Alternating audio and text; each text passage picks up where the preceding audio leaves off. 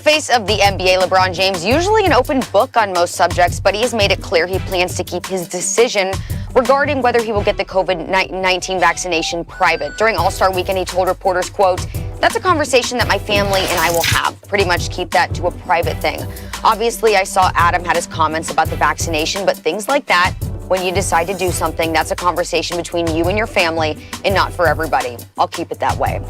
So here's what Stephen A. had to say in reaction to LeBron's comments on the show yesterday. I want to make sure that I let the world know that I have decided I had the same apprehensions as LeBron James, particularly believing that it was a private matter. I have changed my mind. Not only am I taking the vaccine, I will take it today. If you look at COVID-19, this coronavirus pandemic, it has clearly disproportionately affected the African American community. To make sure that you're not ravaged by the ultimate effects of COVID-19 taking over your body.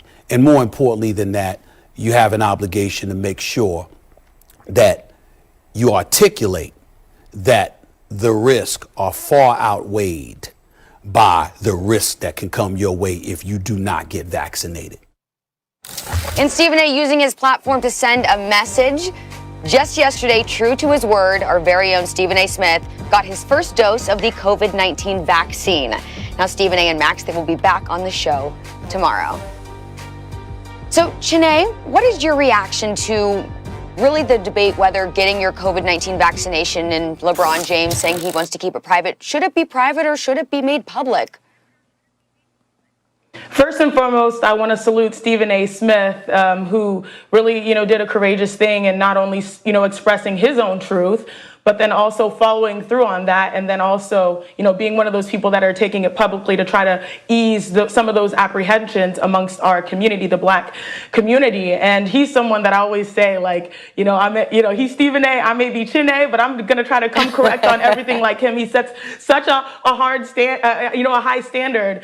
And I think on this issue, we all know when it comes to LeBron James, he carries a really heavy burden of pressure, both on and off the court. And we already know this when it comes to his performances, how we scrutinize those, especially late in games and, in the postseason, based on how he has been able to chase the greatest of all time title, right? But we all know that that really spills to off the court as well. And LeBron James is really unique where he's positioned in the game, being a guy that has been at the intersection of both sports and society, and his platform using technology based on like the 2020 and when he came into the league, his platform is bigger than anyone else's because guess what? He built it that way. And I think that's a lot of the pressure that he sort of feels to sort of have to address this publicly. And we all know that his opinion really carries an unbelievable amount of influence, right?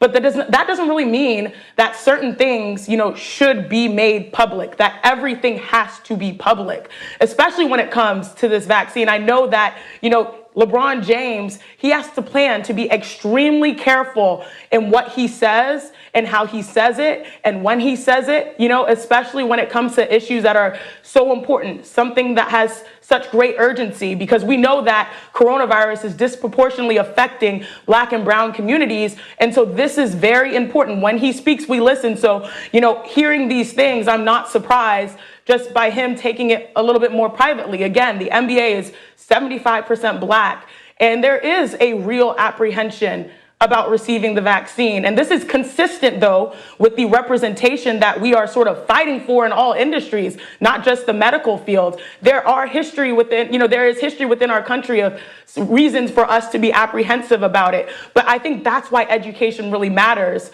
And that's exactly why, as a member of the WMBPA, our Players Association, we sort of go through the same things that the MBPA is doing. But our Players Association, we've meticulously gone through the process of trying to educate our players on the role that the vaccine has right now in fighting the pandemic so that we can make informed decisions, individually, but also collectively trying to help one another, right? And this is where I think the NBA really has suffered in their, 2 seasons. I always said the NBA season is like 2 seasons wrapped in one, because they had 71 days in between seasons. And so a lot of the conversations that we had when we wrapped our season on a similar timeline, we have 5 months to sit and had like over 4 Zooms, bringing in doctors that look like us to have these conversations so that we can ask them exactly what's going on. But with 71 days in between seasons, it's hard to really nail down all the players and sort of say, hey, during this time while you're traveling, and we all know what the second half of the NBA schedule really looks like, it's hard to get everyone on the same page. And that's why this is something that I'm not surprised that LeBron James is a little bit more patient on educating himself and also just keeping it more private. And I think it all, like, it all comes back to education for me because, you have to educate yourself so that you can educate others. And that's exactly what LeBron James has done with every decision. And if it's private, then maybe he feels like it's not his position. Again, it's to each individual, no matter, their stature, to make such a decision. But, for me personally, I have a little sister who is in her first year in medical school, and we are so proud of her. Also proud of my other little sister who's about to finish business school. But she, transitioned to medical school in the middle of the pandemic, right? She, as a part of the students, they all had to get vaccinated because that is part of the process, knowing that you're taking care of other, other people. And so she personally made it her mission to educate us and our family about the vaccine. And I will take the vaccine when I can. Right? And based on the education that I received and my comfort level. But I understand that this is every individual's purview, and hopefully everyone will do their homework before making an informed decision. But I really do salute Stephen A. Smith for using his platform to really show that this matters. First of all, we're all apprehensive in this time. We're in a very unique time in this country. But, making sure that we take care of one another has always been one of the pillars that I'm all about. And this is something I've learned about sports, right? Like, you care about the last person on the bench as much as you care about yourself. And that energy is what, sort of, and plus, the help of my little sister as well, holding it down for our family, has helped me have the confidence to take it once my age group is allowed. Yeah, Janae, everything you said, I wholeheartedly agree. Last week I hosted a webinar with Dr. Patrice Harris, former president of the American Medical Association. And the topic of the webinar was COVID and the vaccine and Black and brown communities. Because as Stephen A. mentioned on the show previously, this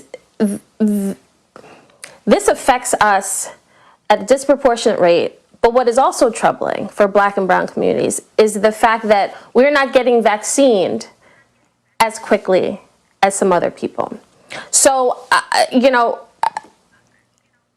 this is such a huge, important decision for every American, and particularly people that look like us, right? But when I heard this question, when it was posed, in our production meeting, my first thought, I'm torn on it, because my first thought was like, man, can we let LeBron live? Like, just for a second. All he said was, this is a private matter. Now, he has been out front, outspoken on so many things, so many times. Because we as media have asked, or because he has voluntarily shared his thoughts on things. LeBron, in just the past couple years, has been told to shut up and dribble.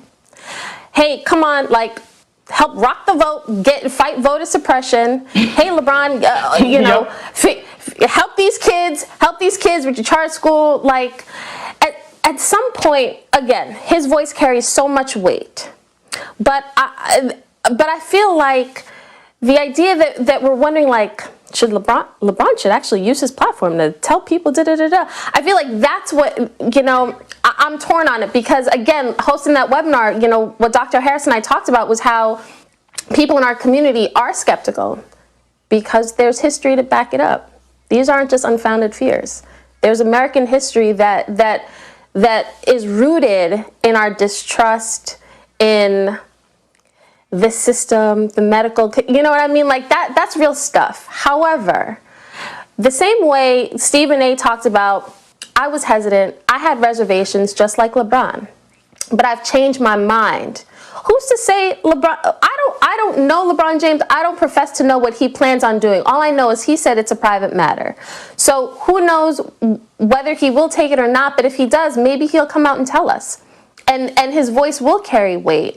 But the idea that we have to then judge him not speaking up on something the minute we want him to, it's difficult. Yeah, it's going to be his personal decision, and as it will be for every single player in the NBA. Adam Silver has already said he believes most NBA players will wind up getting the vaccine per their personal choice, but it is not going to be a requirement.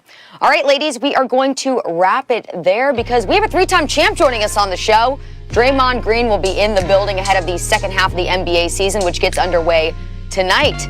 And you already